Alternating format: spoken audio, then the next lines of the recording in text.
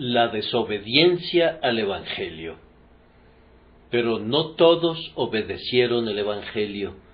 Romanos 10:16. Se puede decir de quienes han oído el Evangelio que no todos obedecieron el Evangelio.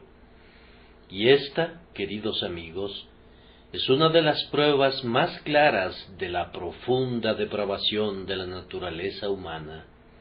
Podríamos haber esperado que, si Dios, en el ejercicio de su maravillosa misericordia, detuviera su mano y no ejecutara de inmediato la sentencia de justicia contra el culpable, si, en su gracia sorprendente, dispusiera de una manera por la que pudiera ser justo y sin embargo pudiera justificar a los impíos, podríamos haber pensado que en el momento que los hombres oyeran esa buena nueva, la creerían de inmediato.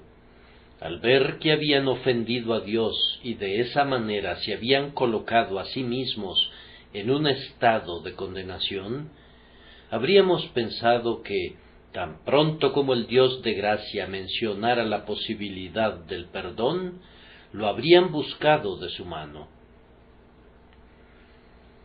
Era imposible imaginarse, aparte de la total ruina de la naturaleza del hombre por la caída, que hubiéramos necesitado de tantos ministros, de tanta súplica, de tantos años de paciencia por parte de Dios y sobre todo, que hubiéramos necesitado de la manifestación del todopoderoso Espíritu del propio Dios, antes que los pecadores quisieran obedecer el Evangelio.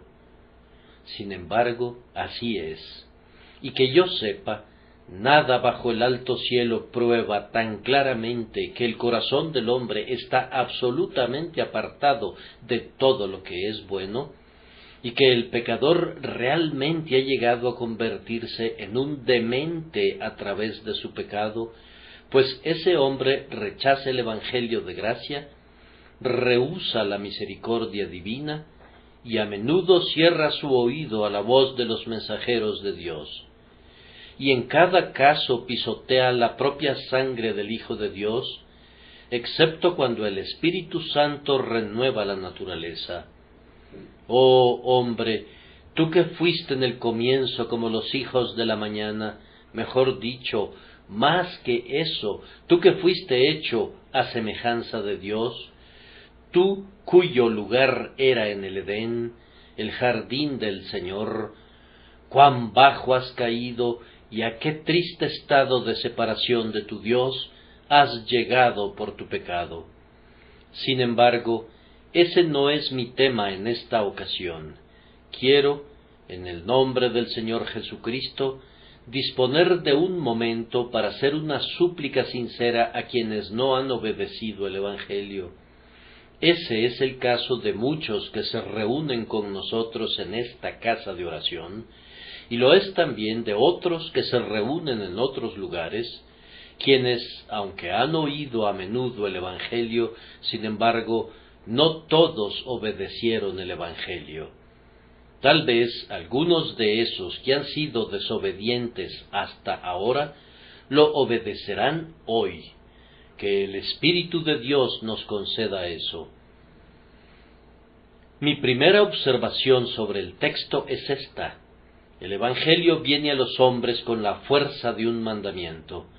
No todos obedecieron el Evangelio, pero no se puede hablar de obedecer algo que no tiene la autoridad de un mandamiento.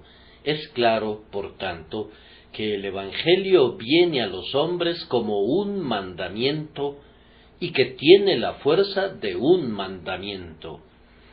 No me voy a detener a citar todos los textos que ustedes pueden recordar con facilidad y que, a menos que se les despoje de su verdadero significado para acomodarlos a una cierta forma de enseñanza teológica, prueban que el Evangelio viene a los hombres como un mandamiento. Voy a mencionar tan solo un pasaje. Por eso, aunque antes Dios pasó por alto los tiempos de la ignorancia, en este tiempo manda a todos los hombres en todos los lugares que se arrepientan. Así no se presenta como una opción para ustedes si quieren aceptar el Evangelio o no. No se les dice, ustedes pueden aceptarlo si quieren, o pueden rechazarlo si quieren. No pueden rechazarlo sin incurrir en la culpa de desobediencia a un mandato divino. El Evangelio no viene a ustedes como una cosa ordinaria que es de poca o de ninguna importancia. Es cierto que pueden rechazarlo, pero no sin un terrible riesgo para su alma. No solicita de manera humilde entrar en el corazón de ustedes. Lo exige, lo reclama como un derecho. No viene como un mensaje de uno de sus compañeros, sino que, con autoridad divina, viene a ustedes de la boca del propio Dios, directamente por medio de su palabra, o indirectamente por medio de la fiel predicación de sus siervos. Por tanto, si lo rechazan, desobedecen al propio Dios, como aquellos a quienes en tiempos antiguos Él les decía, todo el día extendí mis manos a un pueblo desobediente y rebelde. Rechazar el Evangelio de Cristo es cometer un gran pecado. Él mismo dijo, concerniente al Espíritu Santo, cuando Él venga, convencerá al mundo de pecado, y luego casi inmediatamente agregó, en cuanto a pecado, porque no creen en mí. Que los hombres no crean en Cristo es como si fuera la misma esencia del pecado, la flor y la corona del pecado, su virus, la quinta esencia de la culpa. Y más aún, el mandamiento para los hombres de creer en el Evangelio tiene la pena de muerte unida a su desobediencia. Déjenme recordarles las palabras de nuestro Señor Jesucristo sobre este punto. El que no cree ya ha sido condenado porque no ha creído en el nombre del unigénito Hijo de Dios. Y esta es la condenación, que la luz ha venido al mundo, y los hombres amaron más las tinieblas que la luz, porque sus obras eran malas. Recuerden también la solemne declaración de nuestro Señor en relación al ministerio universal de su palabra: id por todo el mundo y predicad el Evangelio a toda criatura. El que cree y es bautizado será salvo, pero el que no cree será condenado. Entonces, vean, se nos da el Evangelio como un mandamiento, y desobedecerlo conlleva una horrible penalidad. Ahora, amados, posiblemente me van a decir, ¿cómo es que el Evangelio, las buenas nuevas de Dios para el hombre culpable, el Evangelio que está lleno de gracia, que es de verdad todo de gracia de principio a fin, viene en la forma de un mandamiento? ¿No tiende a convertir a tu predicación en una predicación legal? Mi respuesta a esa pregunta es que si tiene ese resultado, no puedo impedirlo. Estoy obligado a predicar lo que encuentro en la palabra de Dios. Cualquiera que sean las consecuencias, no debo alterar la forma del mensaje de mi Señor. Pero me parece que el Evangelio está anunciado en la forma de un mandamiento, primero, para alentar a los pobres buscadores cuando están en el proceso de venir a Cristo. En general su pregunta es, ¿podemos entrar? Como regla también preguntan, ¿podemos realmente creer en Jesucristo? ¿Podemos atrevernos a hacer eso? Ahora bien, si existe solamente una invitación, o si esa invitación está limitada a personas de un cierto carácter, el ojo del pecador estaría fijo en ese carácter, tratando de determinar si él es uno de esos invitados. No queremos que vuelva su mirada hacia sí mismo, y sin embargo, eso es exactamente lo que hace usualmente, y esto le impide fijar su mirada en Cristo, donde únicamente se encuentra la salvación. Esta es, creo yo, una razón por la que el Señor ha puesto el mensaje del Evangelio en forma de un mandamiento. Ustedes ciertamente pueden hacer lo que Dios les manda hacer. Aún la misma desesperación no puede hacer ninguna pregunta al respecto. Si se me ordena guardar el día del Señor, entonces ciertamente se me permite hacerlo así. Y si se me manda adorar a Dios, ciertamente me es permitido adorarlo. Así entonces, si como pecador se me manda poner mi confianza en el Señor Jesucristo, no necesito detenerme para ver lo que soy, o quién soy, o buscar algo bueno o alguna preparación en mí. Tengo la certeza que puedo creer en Jesús porque se me ordena hacerlo. Algunas veces he tratado de explicar esta verdad con la comparación que la reina Victoria mandara una orden a un hombre pobre de los barrios más bajos de Londres para que fuera a reunirse con ella en el castillo de Windsor. Simplemente imaginen que esto fuera posible y que el mensaje dijera más o menos algo así: a fulano de tal y tal lugar, se le ordena venir a nuestro Palacio Real de Windsor. Si no asiste, aténgase a las consecuencias. Bien, ese hombre sentiría probablemente que una orden así difícilmente podría ser verdadera. Le daría vueltas, miraría la firma y el sello. Pero si la invitación fuera genuina, lo veo poniéndose en marcha rumbo a Windsor tan rápido como fuera posible. Si hablara sobre el objeto de su viaje y dijera: «Voy a ver a su majestad», todos sus acompañantes en ese viaje se reirían. «Es ridículo», dirían. «¿Cómo puede ser tan tonto? Es absurdo». «Pero», diría él, «la reina me ordena ir. Vean, aquí están las órdenes escritas por su propia mano. ¿Para qué voy, tan pobre e ignorante como soy? No lo sé, pero vean, dice, si no asiste, aténgase a las consecuencias. Así pues, no me atrevo a desobedecer».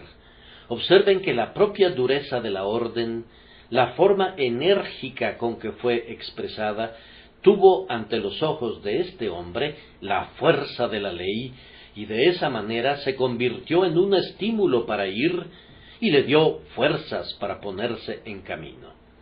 De igual manera, cuando el Evangelio manda al pecador a arrepentirse, le dice en efecto: «Deja tus razonamientos y tus cuestionamientos y tus dudas y tus temores, todos sean eliminados por esta espada del Espíritu, que es la palabra de Dios, y que el propio mandato del Señor sea suficiente garantía para que vengas a Él. Puesto que Él te invita a venir, con toda seguridad puedes venir. Predicad el Evangelio a toda criatura, es el mandamiento de nuestro Señor. Tú eres una criatura, por eso te predicamos a ti, y te decimos, en el nombre de Cristo, que el que cree y es bautizado será salvo, pero el que no cree será condenado». Se te presenta en esta forma para animarte, casi para conducirte a que vengas a Cristo y confíes en que Él te salvará. Tampoco me cabe alguna duda que el Evangelio nos es dado en la forma de un mandamiento para darle ánimo a quien lo proclama. A menudo al terminar de predicar he pensado: les he hablado del Evangelio y les he suplicado que vengan a Cristo, pero me pregunto si lo he hecho realmente como mi Señor quisiera que lo hiciera. Ustedes saben que la verdadera predicación se hace en nombre de Jesús y con su autoridad. Es como hacer un milagro, pues tenemos que decirle al muerto que viva, lo cual es la cosa más absurda que podemos hacer, excepto que, como Dios nos ha pedido que lo hagamos, lo hacemos, y el muerto vive. Nosotros decimos: sordos, oíd, y ciegos, mirad para ver. Son cosas que para nuestra razón no tienen ningún sentido. Sin embargo, como se nos ha pedido que lo hagamos, lo hacemos, y eso lo bendice Dios, y entonces el sordo oye, y el ciego realmente ve, y el muerto resucita. Bueno, he pensado, ¿les he hablado a mis oyentes de esa manera por la autoridad divina? Teniendo este tesoro en una vasija de barro, ¿ha resplandecido realmente la excelencia del poder de Dios?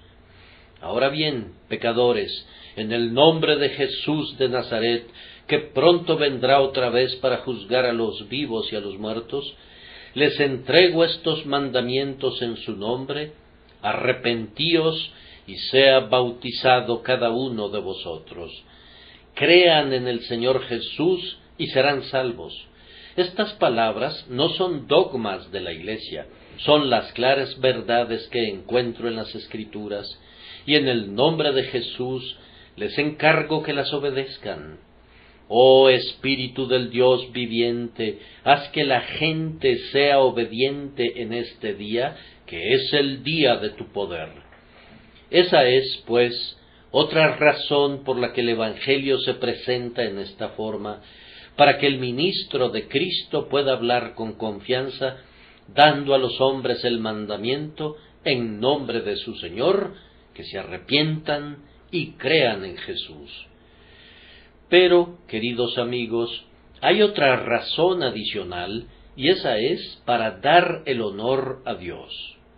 El Evangelio no es algo que un igual ofrece a otro igual. Cuando el Evangelio dice, cree y vivirás, no es la voz de un hombre hablándole a otro hombre. Le advierto a cada pecador que toma con ligereza el Evangelio que tenga cuidado con lo que hace, porque es Dios su hacedor, que también será el juez de los impíos, quien envía las invitaciones para la gran fiesta de bodas del Evangelio. Si la rechazas, no estás rechazando la invitación de un hombre, sino la invitación de Dios, tu Creador y tu Juez. Estás realmente rechazando a quien pronto vendrá en las nubes del cielo, con gran poder y gloria, para castigar al desobediente, desterrándolo para siempre de su presencia. Así, es lo más adecuado que el Evangelio no venga como una invitación común, sino que debe venir con toda la fuerza de respaldo que puede tener un mandamiento divino.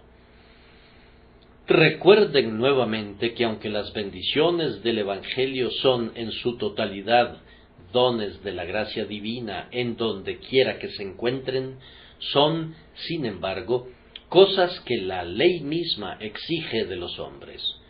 Por ejemplo, el Evangelio les llega para que ustedes puedan tener corazones nuevos.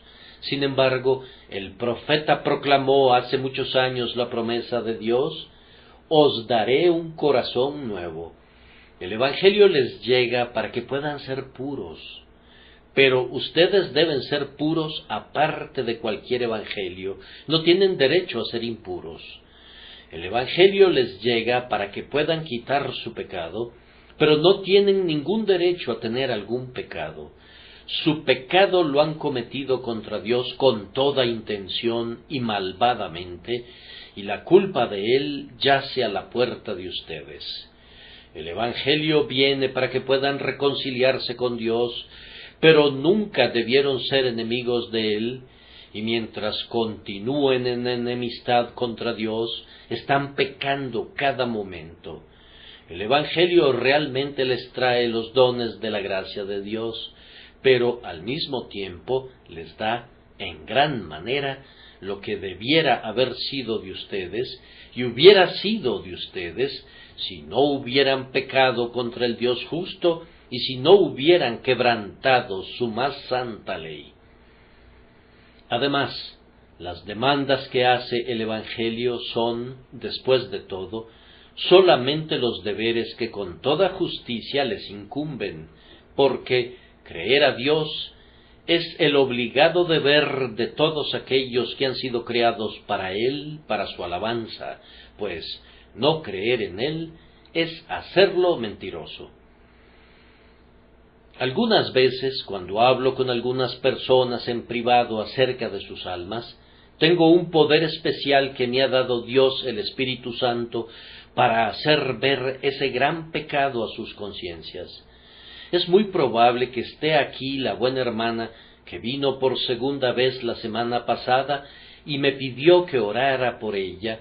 Yo le respondí que no haría nada de eso y agregué: te he predicado el Evangelio claramente, te he dicho que si confías en Cristo serás salva.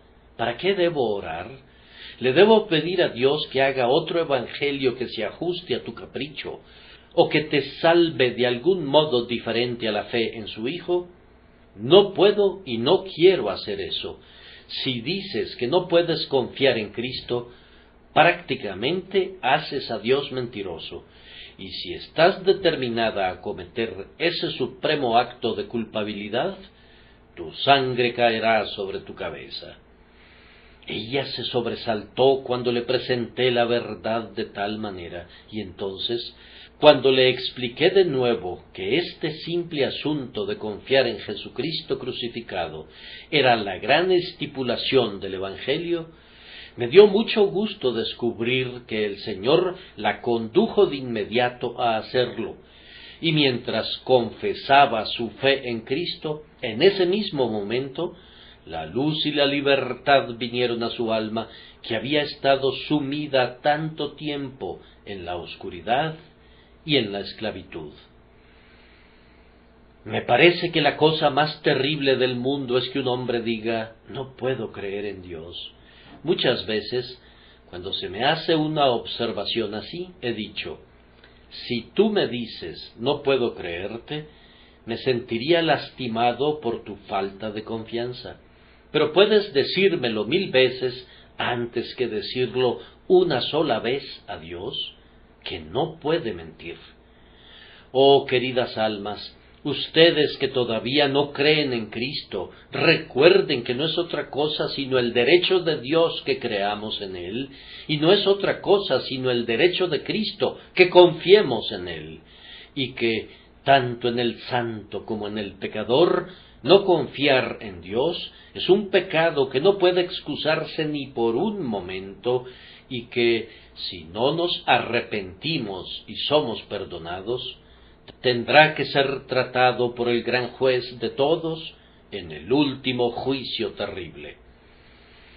Entonces, en relación al arrepentimiento, cuando un hombre ha pecado, ciertamente es su obligación arrepentirse de ese mal, y aunque nunca va a poder hacerlo hasta que el Espíritu de Dios lo conduzca, y todo arrepentimiento verdadero es siempre un don espiritual, sin embargo, es igualmente cierto que, mientras esté en pecado, de inmediato, con todo su corazón y toda su alma, debe buscar el arrepentimiento, debe buscar restituir el daño hecho, y si no cabe la restitución, ciertamente debe confesar su falta y buscar humildemente el perdón de esa falta. Me parece que nuestra propia conciencia nos dice que esto es verdad, y de esa manera confirma lo que encontramos registrado con claridad en la palabra de Dios. Como todos ustedes saben, el Evangelio es presentado bajo la imagen de una fiesta, y aquellos que no quisieron asistir fueron castigados por no ir. También se describe como el retorno del hijo pródigo a la casa paterna.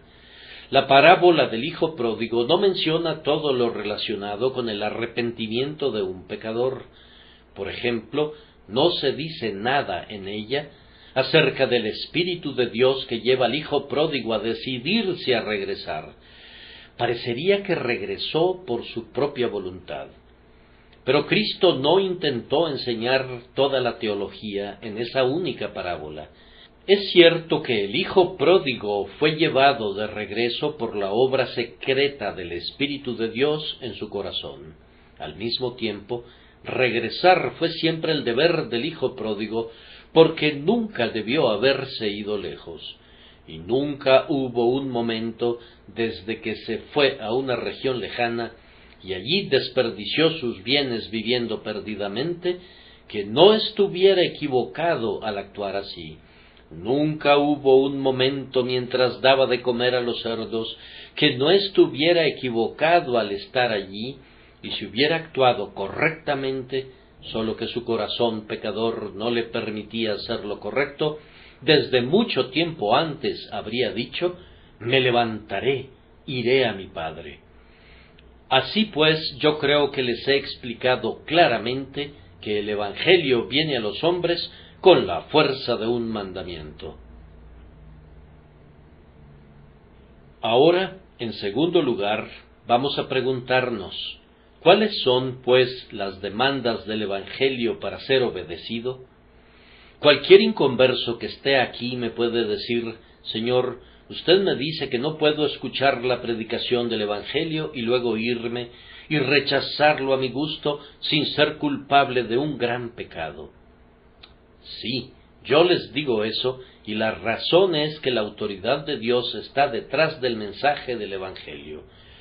Cuando levantamos a Cristo en nuestra predicación, como Moisés levantó a la serpiente de bronce sobre un asta, y clamamos a nuestros oyentes: miren y vivan, no estamos diciendo nuestras propias palabras, estamos expresando las palabras de Dios.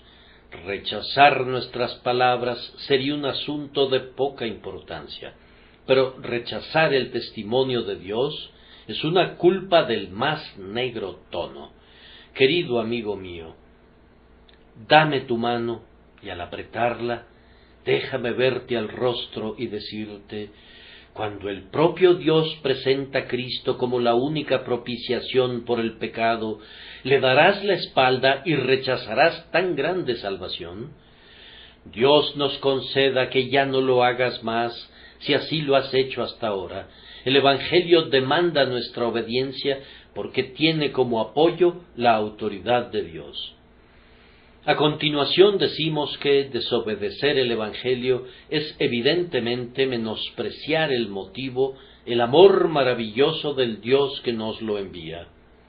Oh, cuán maravilloso amor es desplegado por Dios en el Evangelio, el amor que le hizo entregar a su Hijo unigénito para que se desangrara y muriera, el amor que permitió que nuestro Señor Jesús fuera clavado en la cruz por su propia voluntad, para que pudiera sufrir en lugar nuestro.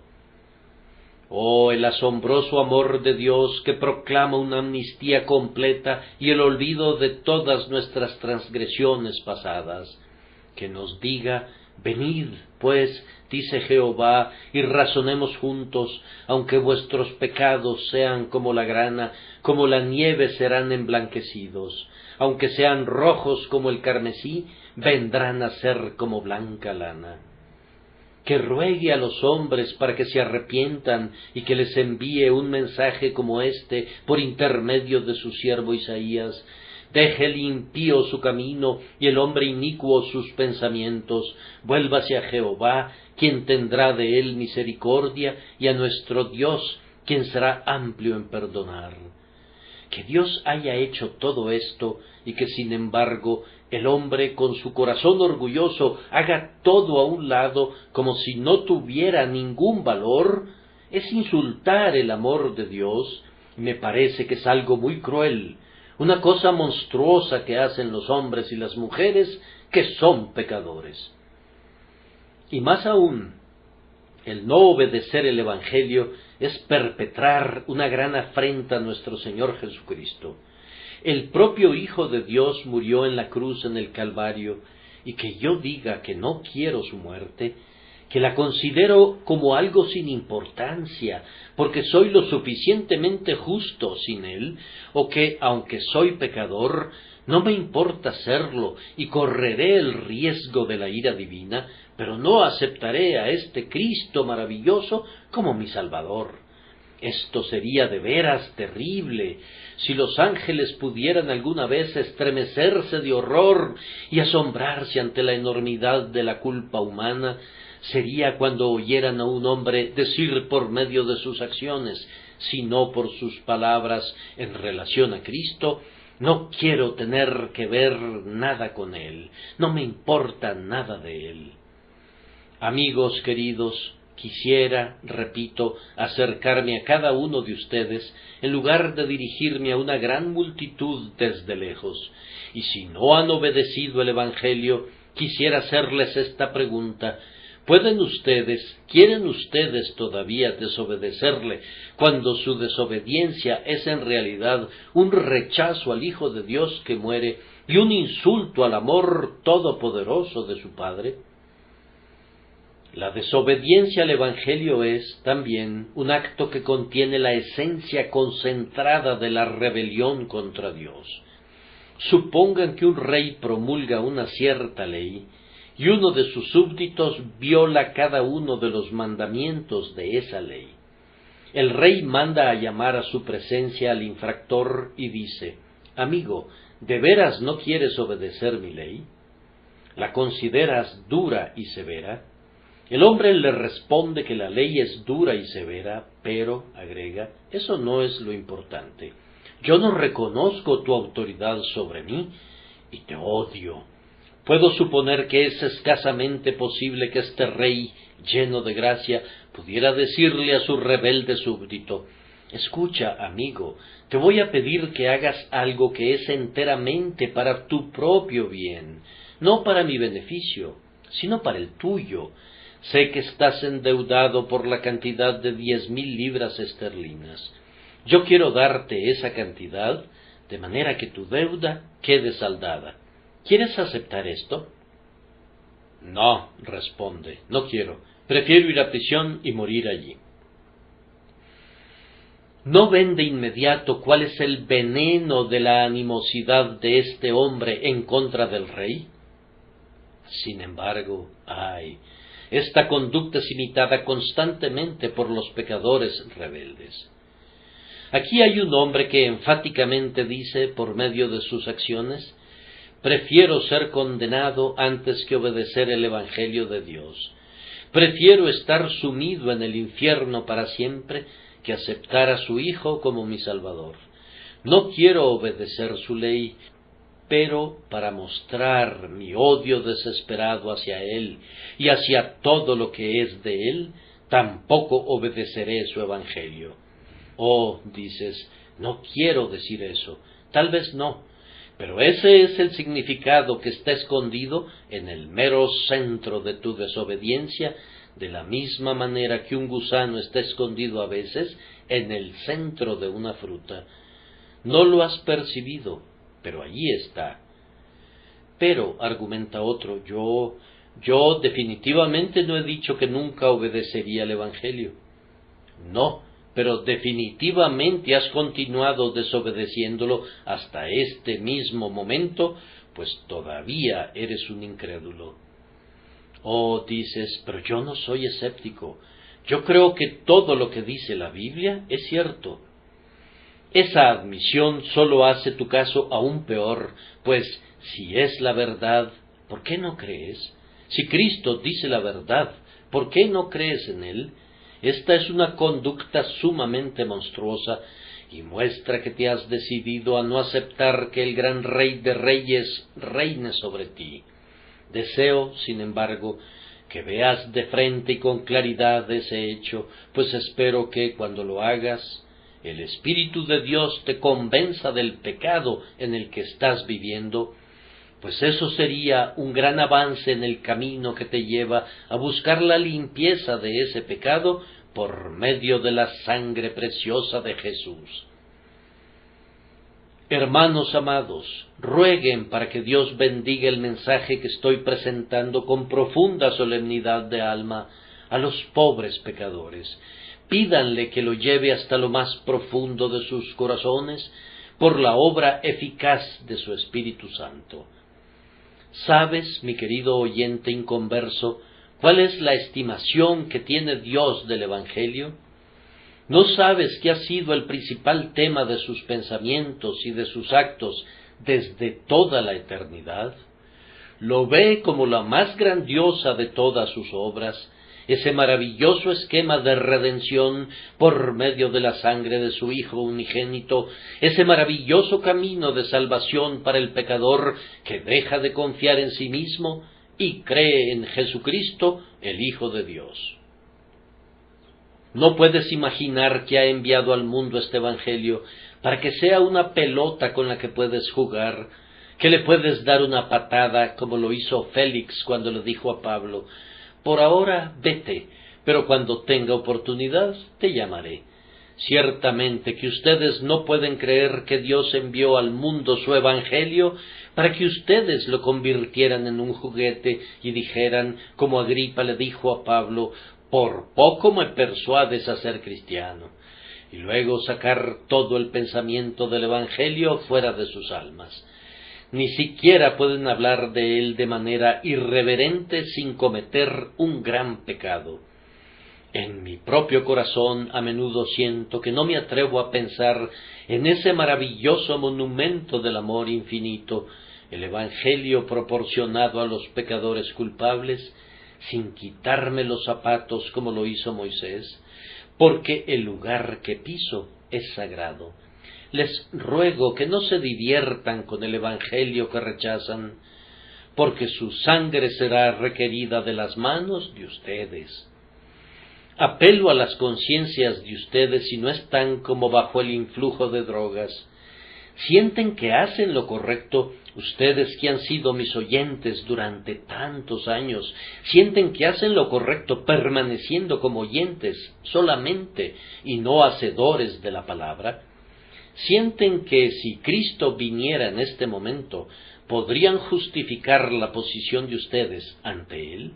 Si, en lugar de que estuviera este púlpito frente a ustedes, estuviera colocado el gran trono blanco y los libros estuvieran abiertos, ¿suponen que podrían decir, estando de pie: Dios, hago bien en escuchar el Evangelio, aunque no creo en él?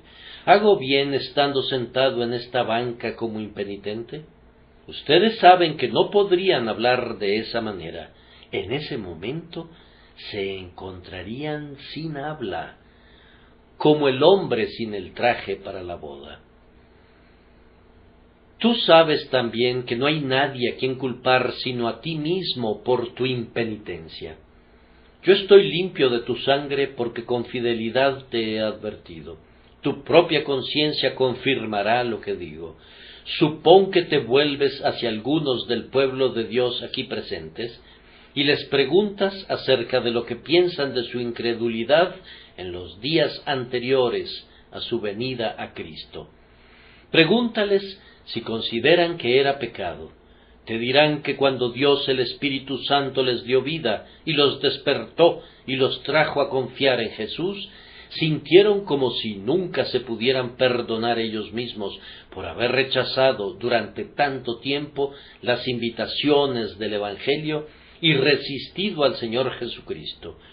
Lloran y se lamentan y suspiran al recordar cómo se habían resistido al Espíritu de Dios y cómo lo afligieron de mil maneras, reprimiendo su conciencia, ahogando su convicción de pecado, precipitándose de pecado en pecado para escapar del Evangelio, si podían. Sienten que todo esto constituyó un terrible pecado, y ellos son buenos jueces en estos asuntos, pues el Señor les ha enseñado por su Espíritu, y pueden estar seguros que ciertamente es un gran pecado. Y Dios mismo dice todavía, como lo dijo antes: por favor, no hagáis esta cosa abominable que yo aborrezco. Si lo haces, piensa en las consecuencias. ¿Acaso no sabe todo el mundo que el suicidio es un pecado terrible? Sin embargo, el suicida, por decirlo así, tan solo mata su cuerpo. Pero ¿qué culpa tendrá quien envía su alma al infierno por desobedecer el Evangelio? Para suicidarse, un hombre no necesita utilizar un cuchillo o una cuerda, puede dejar de comer si así lo prefiere, y quien rehúsa voluntariamente comer el pan del cielo y condena su alma por un rechazo suicida de Cristo, ¿quién le podrá tener piedad? ¿Quién entre los ángeles, quién entre los hombres redimidos en la gloria puede tener piedad del hombre que escogió sus falsas ilusiones y locuras y prefirió perecer eternamente que obedecer el sencillo mandamiento del Evangelio? ¿Cree y vive? Les ruego que pongan estas solemnes verdades en el corazón. Llego ahora al tercer punto, que es este. ¿Qué es la obediencia de la que se habla en nuestro texto? No todos obedecieron el Evangelio. Tú preguntas, ¿qué debemos hacer para obedecer el Evangelio? Presentaré la respuesta en forma breve y compacta. Primero, debes oírlo. Dios dijo desde tiempos antiguos, «Inclinad vuestros oídos y venid a mí, escuchad y vivirá vuestra alma». Y la razón de ese mandamiento es que la fe es por el oír y el oír por la palabra de Cristo. Pero, amados hermanos, deben tener cuidado en relación a cómo escuchan y qué escuchan. No deben escuchar el Evangelio como si fuera un cuento o una canción. Oídme atentamente, dice el Señor, y comed del bien. Cuando escuchan, debe haber un profundo y sincero deseo de conocer la verdad y conocer toda la verdad, especialmente esa parte que los condena y los humilla hasta el polvo. Especialmente eso es lo que debes tratar de oír. Oh pecador, no desees ser adulado con falsedades. No tengo duda de que te gustaría, pero eso es lo peor que podrías escuchar. Evita un evangelio azucarado como evitarías el azúcar de plomo. Busca ese evangelio que rasga y rompe y corta y hiere y hace tajos y hasta mata, porque ese es el evangelio que hace vivir otra vez. Y cuando lo hayas encontrado, préstale toda tu atención, déjalo entrar hasta lo más profundo de tu ser. Así como la lluvia es absorbida por el suelo, así ruégale al Señor que permita que su evangelio sea absorbido por tu alma. Abre las ventanas de tu corazón. Que Dios te ayude a hacerlo por la devota atención y la meditación acompañada de oración, para que el evangelio bendito y perfumado pueda venir flotando y penetre dentro de los más profundos pliegues de tu alma. Pero escuchar el evangelio no es suficiente. El mandamiento claro es: cree en el Señor Jesucristo y serás salvo. Ahora bien, creer es confiar. La evidencia práctica de que hemos escuchado correctamente el evangelio es que creemos en él. Este es el evangelio resumido. Cristo murió por los pecadores. Él tomó el lugar como sustituto de todos aquellos que confían en él. Yo confío en él, y así yo sé que él es mi sustituto. Dios lo ha castigado a él al tomar mi lugar, y por tanto no puede castigarme a mí también, pues eso sería castigar la misma ofensa 2 veces, cosa que nunca hará el Dios justo. Cristo ha pagado todas las deudas de todos los creyentes. Quien quiera que confía en Cristo es un creyente, y así sus deudas son pagadas, está libre de la responsabilidad de esas deudas, y por consiguiente bien puede gozarse. La esencia de la obediencia al Evangelio está en renunciar a toda confianza en uno mismo y a todo intento de salvarse uno mismo por méritos propios, y solamente descansar en Jesucristo para ser salvo. Cuando vas con tu banquero, tomas tu oro y se lo entregas para su custodia, y él lo cuida por ti. No vas con él 5 minutos más tarde y le dices: por favor, Señor, me gustaría ver mi dinero para asegurarme que está seguro. Si así lo hicieras, el banquero te aconsejaría que te lo llevaras y que no lo volvieras a molestar. Pero no actúas tan tontamente pues tienes la confianza que el banquero cuidará tu dinero. De la misma manera debes actuar con tu alma. Vamos ahora, que el Espíritu de Dios te ayude a hacerlo. Haz de Cristo tu banquero, deposita tu alma en Él, y entonces di con el apóstol Pablo: yo sé a quién he creído, y estoy convencido de que Él es poderoso para guardar mi depósito para aquel día. Ese acto, que es un acto continuo a través de toda la vida, es el acto que salva el alma. Ah, dice alguien, pero entonces el arrepentimiento también es requerido. Así es, y el que confía su alma a Cristo es seguro que se arrepiente, porque el verdadero arrepentimiento hace que un hombre hable así: ¿acaso Cristo ha salvado realmente a mi alma? ¿Ha sido tan amoroso y lleno de gracia conmigo como para hacerme suyo para siempre? Oh, entonces me avergüenzo de no haberlo amado antes. Mi mente ha cambiado hacia Él ahora. Sin embargo, oh, cómo quisiera no haber actuado como lo he hecho. Me duele cuando pienso cómo he pecado contra Dios. Y ahora Él me ha perdonado. Le ruego que me ayude de ahora en adelante para que yo sea su siervo fiel, para hacer su voluntad y no la mía. El arrepentimiento genuino es un cambio completo de la mente en relación a todas las cosas a través del conocimiento del amor de Dios derramado en el corazón por Jesucristo nuestro Señor. A continuación, recuerda que el Señor Jesucristo requiere que de ahora en adelante lo reconozcas a Él como tu Señor, tu Maestro, tu Rey, tu líder, tu todo en todo.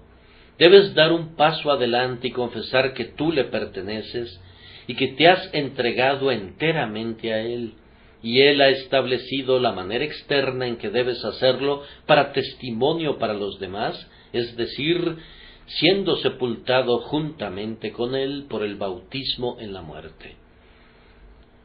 No que esto te va a salvar, pues no tienes ningún derecho de observar esta ordenanza mientras no seas salvo.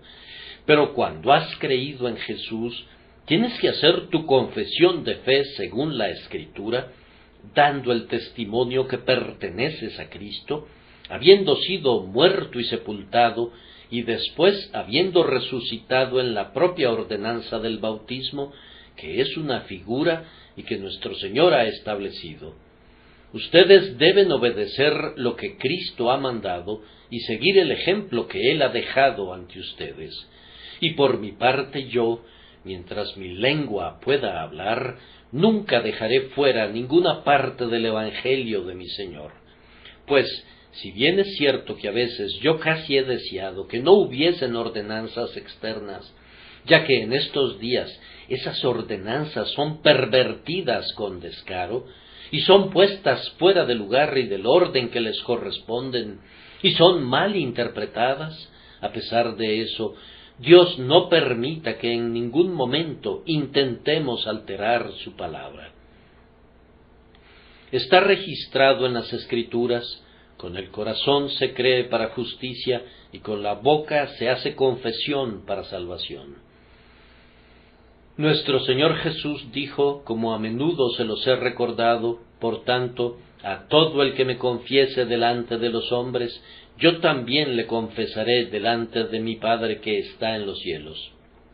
Así pues, me parece que Cristo requiere de ustedes una fe incondicional que hará que ustedes se entreguen a Él, para ser de Él para siempre, y que sean obedientes a cada uno de sus mandamientos, a medida que el Espíritu de Dios los ilumine en lo que concierne a ellos. Ahora, querido joven, aquí estoy como un sargento que está reclutando, y quisiera por Dios que pudieras alistarte bajo el estandarte del Señor Jesucristo. No puedo ir y preguntarle a cada uno personalmente si quiere alistarse o no, pero confío que el poder de mi Señor va con su palabra y que Él te constreñirá a enrolarte entre quienes lo siguen. Pero quiero recordarte de nuevo que no es un asunto opcional para ti. Tú estás obligado a hacerlo. Debes hacerlo. Bien, dice alguien, estoy deseoso de alistarme. ¿Cómo debo hacerlo? ¿Cómo se enrola cualquier soldado inglés? Toma el dinero de la reina, ¿no es cierto? Este es el camino para llegar a ser cristiano. Toma a Cristo. No tienes que dar nada. Tienes que tomar y tomar a Cristo. Y de inmediato, por ese acto de fe, has recibido a Cristo y eres un soldado de la cruz. Los soldados de Dios, sin embargo, no son hombres de servicio a corto plazo. Deben servir durante toda su vida y por toda la eternidad. Cuando tomamos a Cristo, lo tomamos como el esposo toma a su esposa, para bien o para mal, para la abundancia o para la pobreza, para toda la vida o hasta la muerte. Pero nuestra unión con Cristo va más allá que eso. Llega la muerte y rompe los lazos conyugales. Pero con nosotros, una vez en Cristo para siempre. Nada de su amor nos puede separar. Por lo cual estoy convencido de que ni la muerte, ni la vida, ni ángeles, ni principados, ni lo presente, ni lo porvenir, ni poderes, ni lo alto, ni lo profundo, ni ninguna otra cosa creada nos podrá separar del amor de Dios, que es en Cristo Jesús, Señor nuestro.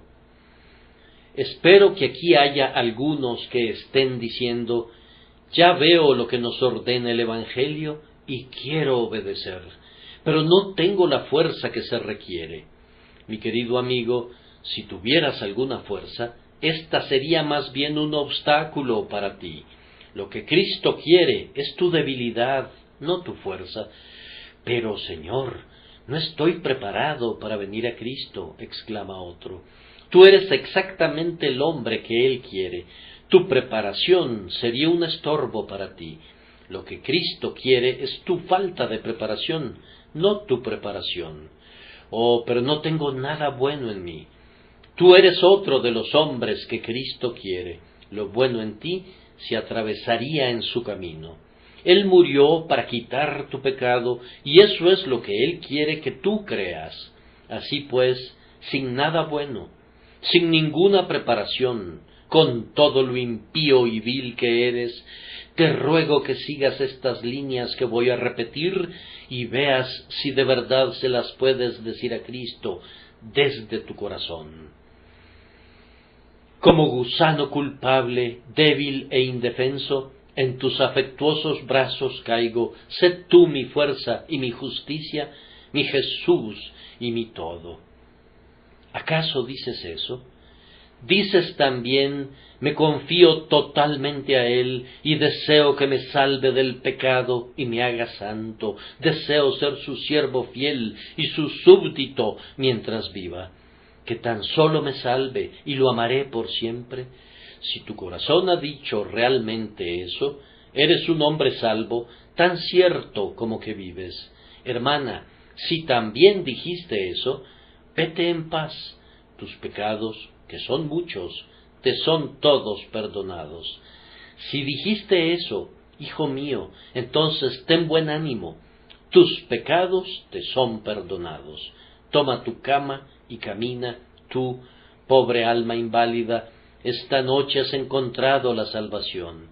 Es tuya la salvación gratuita, completa, irreversible, eterna, pues has obedecido el mandato del Evangelio, el cual, estoy convencido, ha llegado con poder a tu corazón. Oh hermano, ahora sé honesto con Cristo.